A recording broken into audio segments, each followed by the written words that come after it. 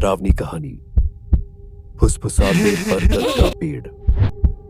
भारत के एक दूर दराज गांव कलीपुर के बीचों बीच एक प्राचीन बरगद का पेड़ खड़ा था। गांव वाले कहते थे कि यह पेड़ श्रापित है और इसमें एक बदला लेने वाली आत्मा चंद्रिका का वास है।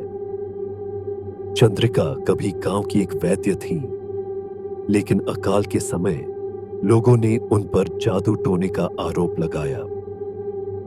डर और अंधविश्वास में डूबे गांव वालों ने चंद्रिका को उसी बरगद के पेड़ से बांधकर जिंदा जला दिया। मरते मरते चंद्रिका ने गांव को श्राप दिया था कि जो भी उनकी शांति भंग करेगा उसकी आत्मा वह ले जाएगी।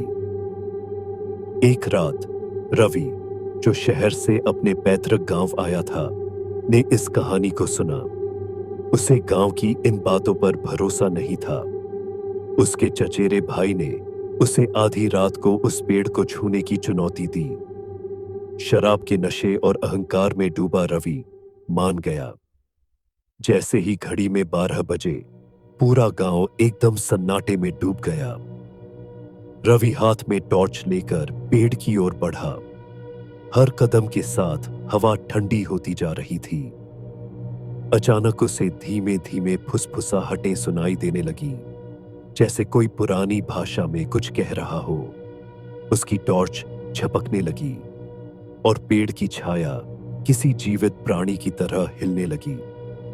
जैसे ही रवि ने पेड़ की छाल को छुआ, वह गर्म और गीली महसूस हुई, मानो किसी के शरीर को छू लिया हो। वह घबराकर पीछे हटा, लेकिन बहुत देर हो चुकी थी। फुसफुसाहटें तेज हो गई और दर्द भरी चीखों में बदल गई।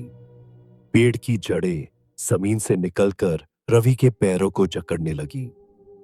वह छूटने की कोशिश करता रहा, लेकिन जड़ें उसे खींचकर पेड़ के तने की ओर ले जाने लगी। दूर खड़े रवि के चचेरे भाई यह सब देख रहे थे।